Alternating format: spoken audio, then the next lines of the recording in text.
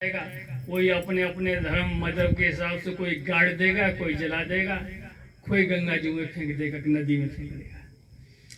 कहने का मतलब ये मिट्टी का बना है और इसको मिट्टी में मिलना है, यही इसकी सच्चाई है। लेकिन फिर मिला क्यों है? जो तू चाहे पार उतरना। पार का मतलब मैंने बता दिया, हर चीज का मतलब होता है। एक पार ये है भगवान का संसार है, और दूसरी पार में वो संसार को बना करके चलाने वाला है, और उसी के पास में हमको लौट करके जाना है। आया कहाँ से कहाँ है जाना, ढूंढ ले ठिकाना बंदे, ढूंढ ले ठिकाना। बिना ठिकाना ढूंढे, बिना नाम पते के अगर गए तो कहाँ जाओगे?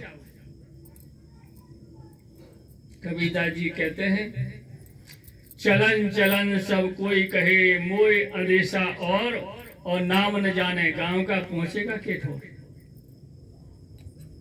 और गांव का जहां हमको जाना है, जिस गांव में मान लो हम कहीं से चले,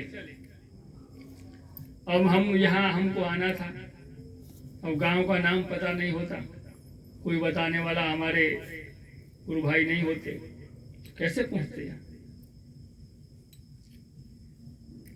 तो पता होना बहुत जरूरी है। तो इसलिए जीते जी शरीर रहते उसका पता लगाना है जहां हमको जाना है। जीवन पूछो जीवन समझो, जीवन मुक्त निवासा, जो गुरु लोभी मर मुक्त कहे सो झूठा दे विश्वासा। जीवन को पूछो, जीवन को समझो, जीवन मुक्ति में निवास करने के लिए मिला है। और कोई ये कहता है लगे रहो बच्चा, बाद में मुक्ति हो जाएगी मरने के बाद। मरने के बाद आज तक किसी ने लौट के बताया है हमको? हम वहां स्वर्ग गए या नरक गए, कहाँ गए? तो महान पुरुषों ने, संतों ने कहा, जीते जी मुक्ति में निवास करने के लिए मनुष्य चोला भगवान ने हमको दिया है। जीवन पूछो, जीवन को समझो, पूछो समझो, जीवन मुक्ति निवासा, जीवन मुक्ति में निवास करने के लिए मिला है। और कोई ये कहता है कि मुक्ति मरने के बाद में होगी, शांति मरने के बाद में होगी, तो ऐसे आदमी का कहते हैं विश्वास मत करो।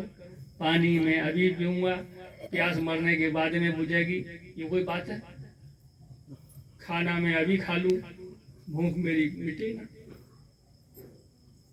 तो ये संत महान पुरुष कहते हैं कि ऐसी बातों पर, जो अंधविश्वासी बातें हैं, उन पर विश्वास नहीं करना चाहिए। प्रैक्टिकल करने की जरूरत है। हर चीज हमको साकार चाहिए। अनुभव के बिना ज्ञान अधूरा माना जाता है, क्योंकि जीवन में वही बातें हमारे जीवन में काम आती हैं जो बातों को, जिन बातों का हम अनुभव कर लेते हैं। मुसीबत के समय में वही शिक्षा हमारे काम में आती है, बाकी शिक्षा हमारे काम नहीं आती है। तो इसलिए उसको खोजें, और कहीं ना मिले तो आप ये फोटो देख रहे हैं श्री गुरु महाराज जी का, सदगुरुदेव हृदय सम्राट श्री भोले जी महाराज, माता मंगला जी का दरबार हमेशा सभी जीवों के लिए, मनुष्य शरीरधारियों के लिए खुला हुआ है। कोई भी वहां जाकर के अपनी आत्मा की प्यास को बुझा सकता है।